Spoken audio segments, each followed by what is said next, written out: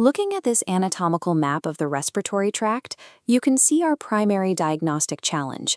The deep lungs are sterile, highlighted here in blue, but any sputum sample has to travel up through the throat and mouth, marked in green. By the time that sample exits the body, it often picks up a heavy load of commensal upper airway bacteria.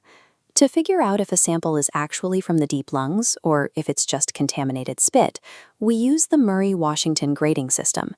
Under a microscope, large flat squamous epithelial cells indicate heavy salivary contamination. Clusters of polymorphonuclear leukocytes, or pus cells, indicate a genuine acute inflammatory response from the lower respiratory tract. The clinical standard comes down to the golden rule of 25/10. For a sample to be viable for culture, a single low-power field must contain more than 25 pus cells and fewer than 10 squamous epithelial cells. If a lab technician cultures a sample that fails this grading, they trigger a cascade known as positive overbiasing. The fast-growing mouth commensals quickly overrun the petri dish, completely hiding the true lower respiratory pathogen. The clinician then receives a lab report full of harmless bacteria, leading directly to an ineffective antibiotic prescription. Now look at this diagram of a cavitary lung abscess. If a patient presents with this specific complication, ordering a standard sputum culture is an immediate diagnostic error. A lung abscess is heavily populated by polymicrobial anaerobic bacteria. The problem is that the healthy human mouth is also packed with oral anaerobes. When the patient coughs, those oral anaerobes drop into the sample cup and perfectly mimic the pathogens inside the abscess. There is no way for the lab to tell which anaerobes came from the lung and which came from the teeth. To get an accurate read on a pathogenic disease, you have to bypass the upper airway entirely. You need either a direct needle aspiration of the pleural fluid or a set of blood cultures.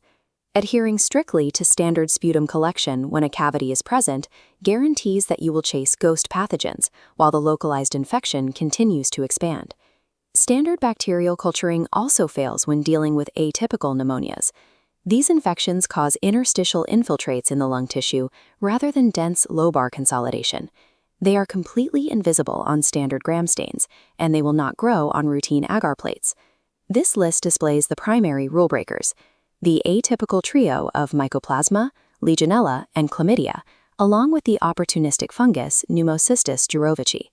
Because they reject standard lab media, each requires a specific diagnostic bypass. Mycoplasma lacks a cell wall entirely, so we locate it using a PCR swab. Legionella is an intracellular pathogen that grows far too slowly in a dish, so we detect its presence rapidly using a urine antigen test. Pneumocystis cannot be cultured in vitro at all. To identify it, we perform a bronchoalveolar lavage and apply a specialized silver stain, either GMS or toluidine blue, which selectively highlights the fungal cyst walls. When a lab report comes back as a sterile routine culture, it only proves the absence of standard cultivatable bacteria like streptococcus. It does not mean the patient is free of pneumonia. Let's apply these rules to a clinical scenario. You have a 40-year-old patient with a dry cough and bilateral infiltrates on their X-ray. The lab processes a sputum sample and reports 30 squamous epithelial cells, 5 pus cells, and a completely sterile culture. Pause the video and answer 2 questions. 1. Was the sample valid? And 2. Does the sterile culture rule out pneumonia? For question 1, the sample is invalid. With 30 squamous cells and only 5 pus cells, it completely fails the Murray-Washington criteria.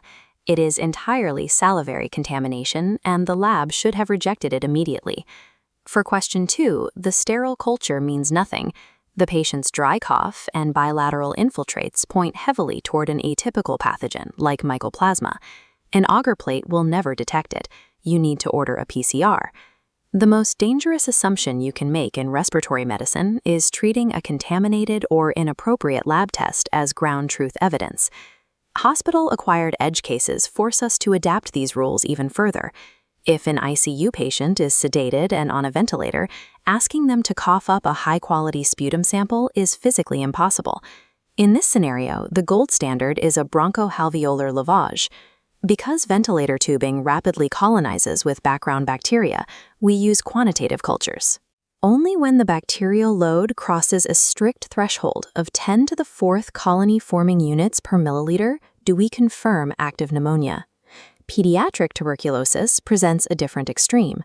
young children swallow their sputum rather than expectorating it.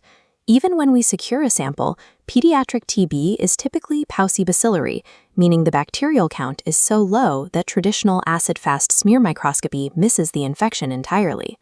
We bypass this low sensitivity using the GeneXpert MTB-RIF assay. By amplifying the minute traces of mycobacterial DNA directly from an induced sample, we secure a definitive diagnosis and check for rifampicin resistance in under 2 hours. Accurate microbiological diagnosis requires a strategic approach to the anatomy. You protect the sample from saliva for standard pneumonias, you bypass the mouth entirely for cavitary abscesses, and you abandon the petri dish for molecular tools when hunting atypical pathogens. Take a screenshot of this diagnostic cheat sheet.